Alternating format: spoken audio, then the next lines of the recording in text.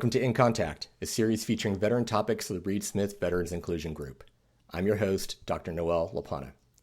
You can consider me one of the partnerships that Jesse Miller, your lead for the Veterans Inclusion Group, created to support veterans within Reed Smith as well as its clients and communities. This is installment 1, so I'll introduce the series, our intent, and how we aim to achieve it. What is In Contact? It is simply a place to explore veteran topics that affect all former military members to some extent, like reintegration, mental health, and personal and professional development. We'll also examine some issues that touch portions of the veteran population like homelessness, post-traumatic stress, moral injury, and suicide. In addition, In Contact will avail you to resources that support veterans, their families, and hopefully your own affinity group. Finally, we'll encourage you to engage with literature and the arts, yes, the arts, by apprising you of key reads and thought-provoking pieces. I promise it'll be time well spent. We'll bring you the voices from nonprofits, academics, veteran family members, employers, and of course, veterans themselves, in formats like this one, short videos, and podcast. What's this all for? To enhance relationships that have a veteran connection, and hopefully to make you laugh on occasion. Now for legal stuff. The views expressed in this series do not reflect those of Reed Smith, its Veteran Inclusion Group, its partners, or its clients. The views belong solely to the content contributors like myself and our guest. Going forward, this will normally be the time when I'll introduce our guest or our topic, but since this is the first installment, you'll have to suffer through some of my background first. Don't worry, I'll make it quick, but it may not be painless. Ready? I'm about to flex. Here we go. I'm the son of immigrants. My father grew up in Cavite City in the Philippines. It's located on Manila Bay in one of the poorest provinces on all the islands. That tiny island in the mouth of the bay is Corregidor. This is where MacArthur made his stand against the Japanese. My dad is between the ages of 8 and 12 during World War II and used to watch the Americans dogfight the Japanese over that island.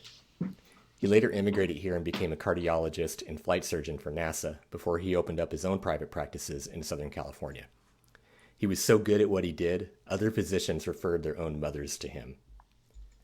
My mom is literally a coal miner's daughter.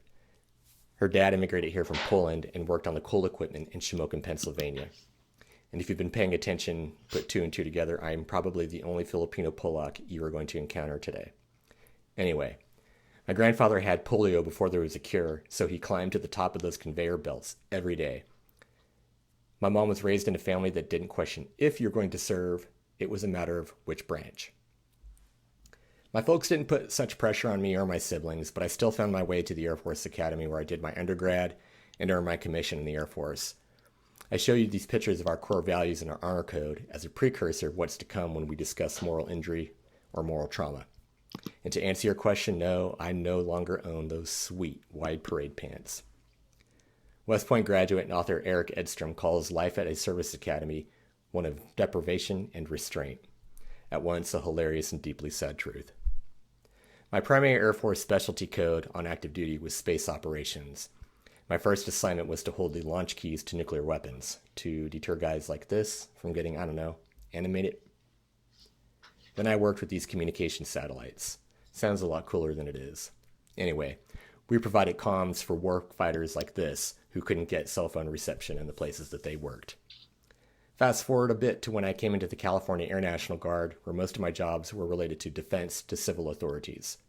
On this particular mission in New Orleans in 2005, I became good friends with your RS Vets lead, one Jesse Miller. One of us is overdressed in this picture. After we took it, in fact, Jesse whispered in my ear, "Okay, pal, you're not allowed to be up here, you gotta go."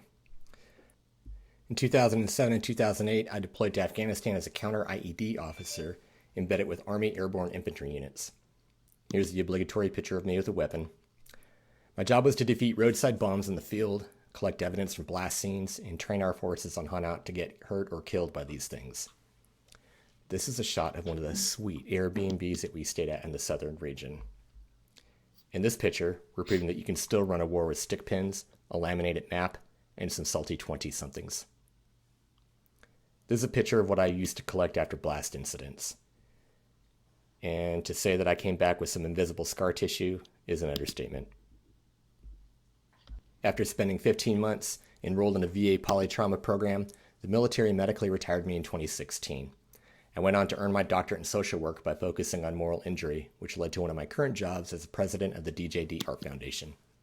We're a nonprofit whose mission includes preserving, protecting, and presenting veteran stories in all different types of media. We provide arts programming and education to the military-connected community out of Sparks, Reno, Nevada, and to pop-up locations as well. Our activities range from pulp paper making for military uniforms to writing projects, spoken word poetry, and the performing arts. Our vision, Art Heals War Wounds, is our creative response to express the life that this young man, David J. Draculich, pictured on the left, gave in service to values that transcend nationality, religion, and ethnicity.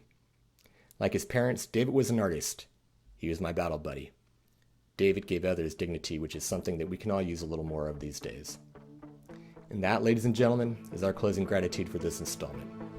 Please look out for our next one, but in the meantime, stay in contact with what makes you come alive.